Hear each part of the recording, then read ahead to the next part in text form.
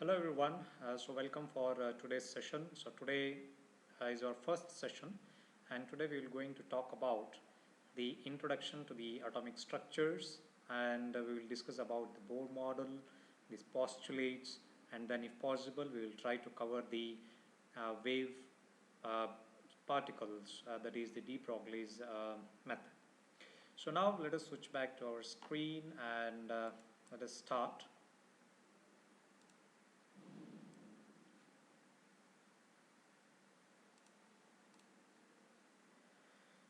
Okay, so we all know that the semiconductor devices, basically it is controlled with the flow of electrons. So if you are able to control the flow of electrons in the semiconductor, so then it means that we can able to control the device of a semiconductor. And the main feature which includes here is the arrangement of this structure of these semiconductor atoms. So in most of the cases, if we look into the silicon or germanium, these are all in the form of crystalline solid structures. And the physical and chemical and electrical properties of a solid depends on the arrangement of these substrates. Therefore, it is necessary to understand the electronic structure of the atom. And more importantly, the flow of these charges in a conductor or semiconductor depends on the property of electrons. So to understand this and the conduction of the electrons in a solid or called or studied through a distributed uh, energy, we have to understand the statistical mechanics. Now let us talk about the early ages of the understanding of the atomic structure. So the atomic structure, if we talk about the atomic structure, then the idea of the atomic structure, what is an atomic structure? The idea of atomic structure is nothing new. In fact, in 400 BC, the Greeks philosopher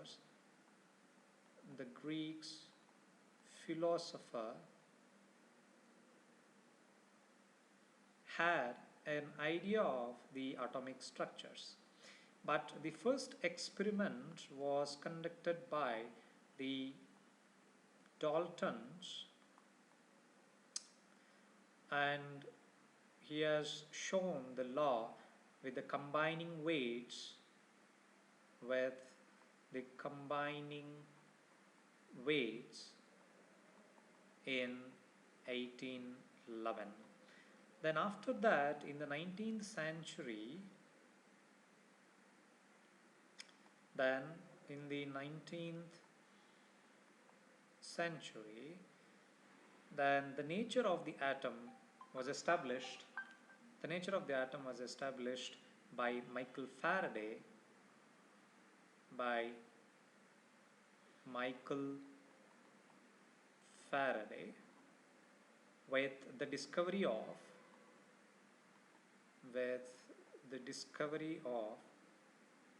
laws of electrolysis. So with the law of electrolysis, the electrical nature of the atom is demonstrated by Michael Faraday.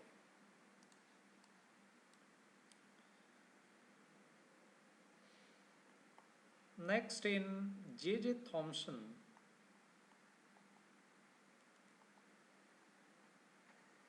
J.J. Thomson, in 1897 has shown the universal constituent of the matter and demonstrated that an atom is made up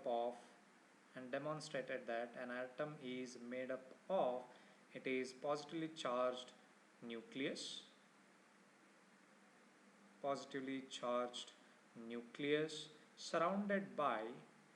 surrounded by, so if I write the nucleus here, then the nucleus is surrounded by the number of electrons. So this is nothing but the electrons.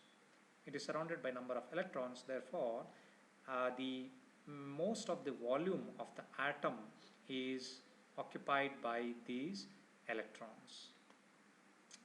And then comes the Niels Bohr's theory, and he has attempted to explain the nuclear atom. So the Niels Bohr,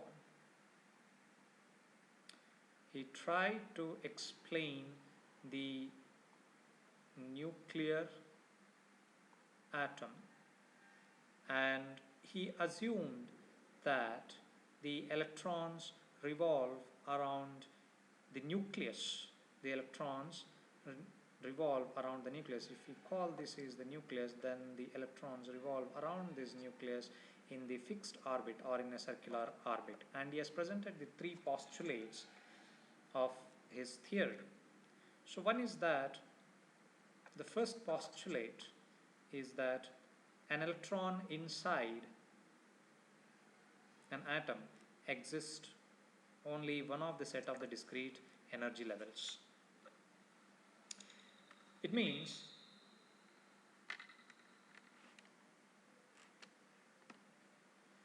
that the electrons has to be in the fixed energy levels. If you split this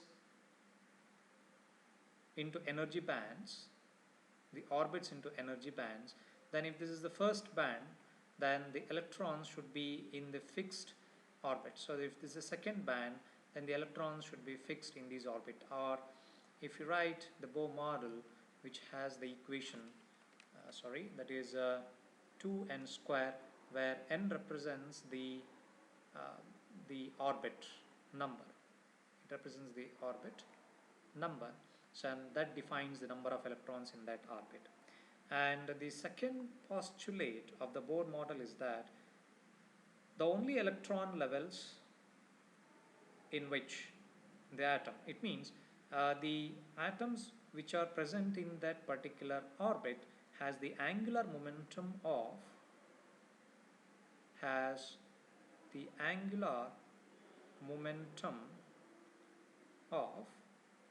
nh by 2 pi. Means any electron, it exists in one particular orbit. So if we take the first orbit here, if the electron present here, then the angular momentum of this electron is nh by 2 pi, where n is an integer value, it represents the orbit number. So since it is a first orbit, we can consider the value of n is equal to 1. So then the first orbit electrons has an angular momentum of h by 2 pi, where h is nothing but the Planck's constant. It is the Planck's constant. And each of these levels, we call it as the stationary states. And the third postulate of the Bohr theory is that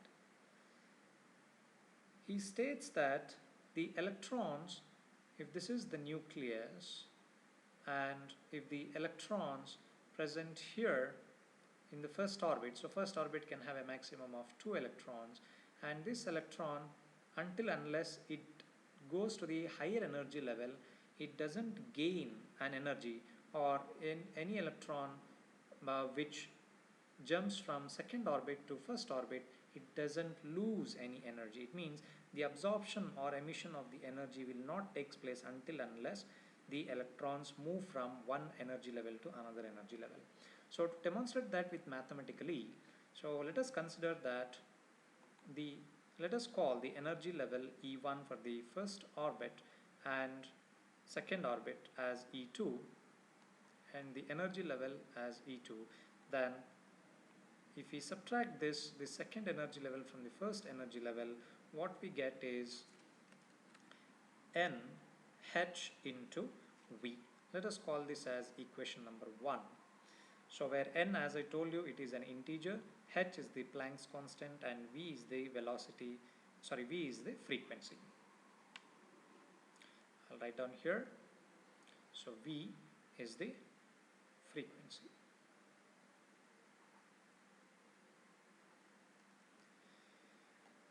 So now, if we look into the periodic table, and the lightest atom, the lightest atom which has this very less number of electron, that we can see is the hydrogen atom. The hydrogen atom has only one electron, and the Bohr model fits exactly, the theory of the Bohr model fits exactly to this hydrogen atom. So now let us see this. Now let us call, if this is our nucleus and if this is our first orbit, then the radius of this orbit, let us call this as Rn. So Rn is the radius of the nth orbit. So this n represents the nth orbit. If it is the first orbit, then it is R1. If it is the second orbit, then it is R2, and so on. And now equating the centrifugal force, so now if the electron which is present here, which is moving in this direction, so centrifugal force means the force which is acting outwards. This is the centrifugal force. The centrifugal force with, if we try to equate the centrifugal force with the force of electrostatic, with the force of electrostatic attraction between the electron and between the electron and proton, then we get an equation as m naught omega square into Rn, which is equal to q square by 4 pi epsilon naught r n square. Now I'll explain each of these terms. So what we are trying to do is that we are trying to equate the centrifugal force, which is equal to the force of the electrostatic between the electron and the proton. So what we have considered, we have taken here an hydrogen atom. We know that the hydrogen atom has only one electron here, and if we consider the radius in general, the radius of this orbit as Rn for any orbit, and this is the momentum of the electron in this direction, and this is the centrifugal force which is acting outside. So now if we try to equate these two equations, then let us call this as equation number 2. Let us call this as equation number 2.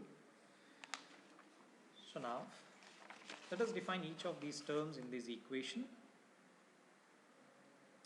So here m naught is equal to mass of the electron. So this is the mass of the electron, m naught. So omega is the angular frequency. Always remember that whenever we talk about the omega, whenever we talk about the momentum, it is the angular frequency which we are talking about. So here the omega is equal to angular frequency, and q, as you all know, that is the charge of an electron, the charge of electron, and epsilon naught is the permittivity of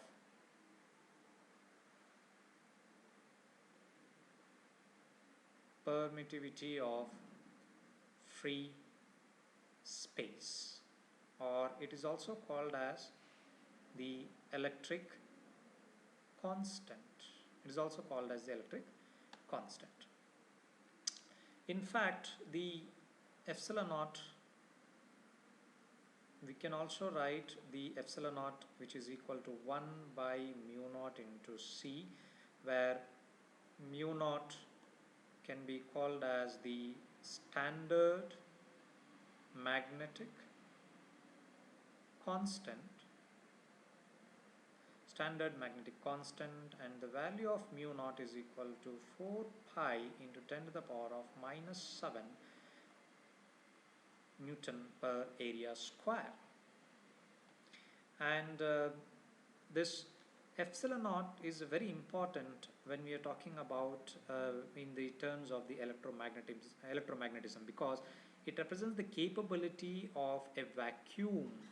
It represents the capability of a vacuum to permit electric fields.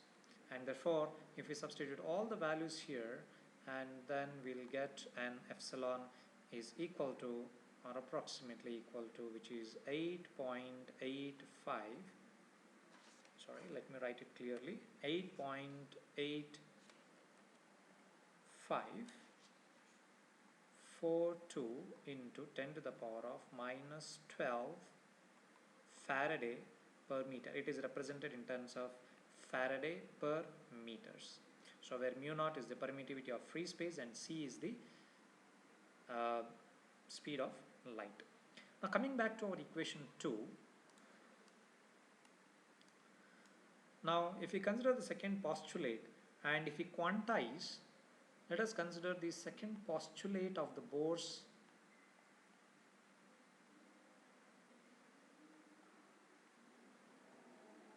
theorem, second postulate of the Bohr's theorem.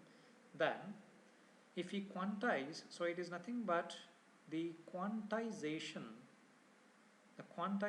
of angular momentum. The quantization of angular momentum can then be written as m naught omega Rn square, which is equal to nh by 2 pi. Let us call this as the equation number 3. Now if we eliminate the term omega from equation 1 and 3, then let me write here from equation, sorry, not 1 and 3, from equation 2 and 3, then I can write, I'll get my radius equation Rn, because we are interested in the radius. Therefore it is epsilon naught n square h square by q square pi into mu naught. Let us call this as equation number 4. Now if you consider the total energy of the electron, the total energy of the electron is always represented as the sum of the two terms. So let me write here, the total energy is represented as En of the electron. So the total energy En, so what is En represents? Means the energy of the electron in the nth orbit. Okay, so that is given by En is equal to the two energy, that is the potential energy and the kinetic energy. So potential energy plus the kinetic energy. Now the potential energy is given by minus q square by 4 pi epsilon naught into Rn, plus the kinetic energy is given by m naught omega square, sorry, it is not Kn, it is Rm square by 2 is equal to minus q square by 8 pi epsilon naught into Rn. Now substituting the value of Rn into this equation, then finally the equation for the energy of an electron, we will get this as, if we substitute this equation, if we substitute this equation Rn in this, and finally, and substitute all the values, if you substitute the value of epsilon naught, if you substitute the value of q, then finally we will get, so first let us write the substitution, so that we will get an En equals minus q power 4 into m naught by 8 epsilon naught square n square into h square. So this we will get, and the Rn value, we will get this as 0.53 n square into area. Then if we substitute into this equation of En, let us call this as equation number 5. If I substitute here, then I will get minus 13.6 by n square electron volt. This is n, okay, not h, this is n. So minus 13.6 electron volts. It means for the first orbit, then the energy of an electron is minus 13.6 electron volts. Now if we represent this in terms of the spectral lines, so what are these spectral lines? So spectral lines are nothing but uh, the if an electron, so let me write here to make you understand what are the spectral lines. So basically, if this is the nucleus, then this is your first orbit, second orbit, then third orbit.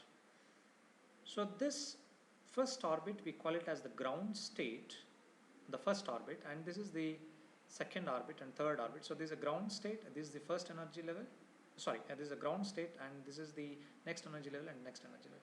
Now if the electron moves from first energy to the second energy level, or it comes from second energy level to first energy level, so then we call this in terms of the spectrum, because it represents certain, it exhibits certain uh, wavelength, uh, because when an atom, when an electron jumps from this first orbit to here and get back to this, then it,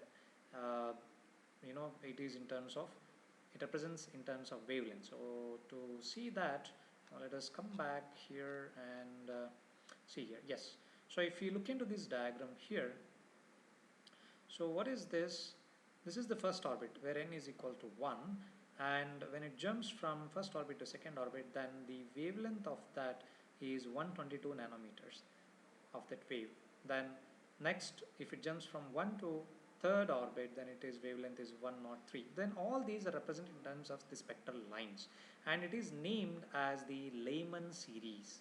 And this Lyman series here, if you see, this all means, what does it mean? If the electrons is jumping from the first orbit to second, first orbit to third, first orbit to fourth, or an electron jumping back from second orbit to first, third orbit to first, so these are represented by some series, and that series we call it as Lyman series. And all the wavelengths which are generated with these series are in the ultraviolet region of the spectrum.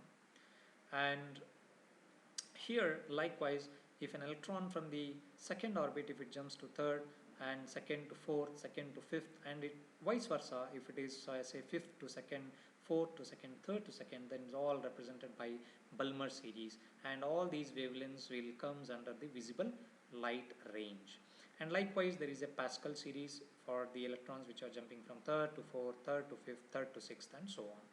So hope you understood this concept of Lyman series. And if you represent these in terms of the energy bands, like this energy level diagram of an hydrogen atom, then you can see that as we go higher and higher here, what happens is the number of the separations, means the energy level. Now this is the first orbit, this is second orbit. Now the difference, the distance between the orbits is getting smaller and smaller, and if we go continuously, then it becomes, the energy levels becomes continuous. It is not discrete. Whereas in this case, what happens, you can see the discrete level. What do you mean by discrete? So here we have the first energy, we have the gap here, and then the second energy level. Then there is a small gap with second to third. Then again the gap is reduced, and then fourth to fifth again reduced, then fifth to sixth it is reduced. So this is what happens. And if you go continuously, then what happens?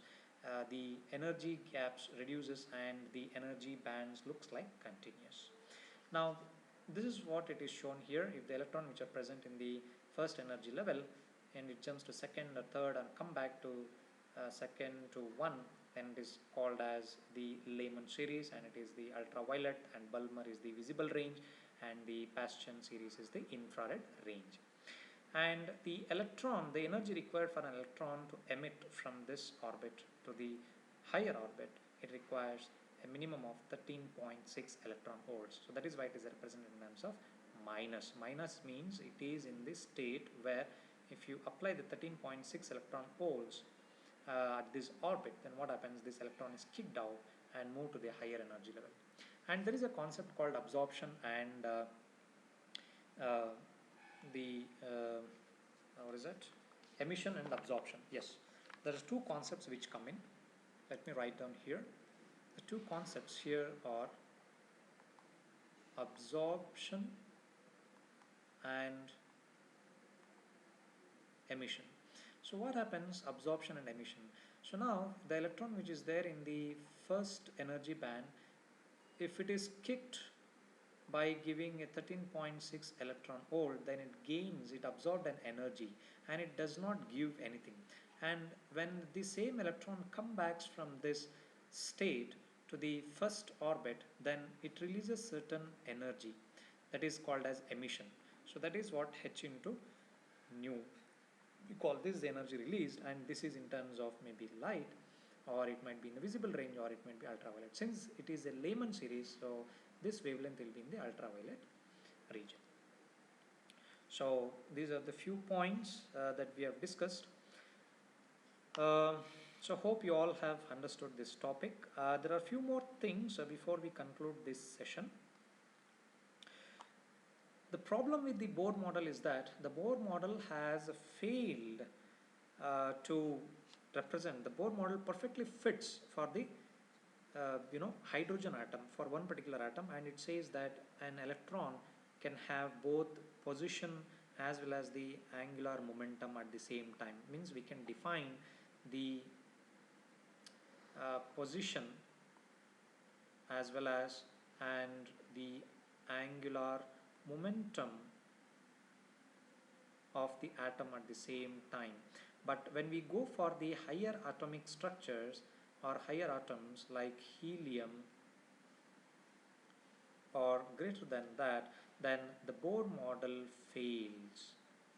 Then Bohr model fails this because it does not give, it violates certain rules. So what are the rules that it violates is, if you see here, that if you look into here, the attempt to apply the Bohr model to a complex structure, it is failed to represent the orbits correctly, because it assumes that the atoms revolve around in a circular orbit, which is not true because they are represented in the two-dimensional diagram.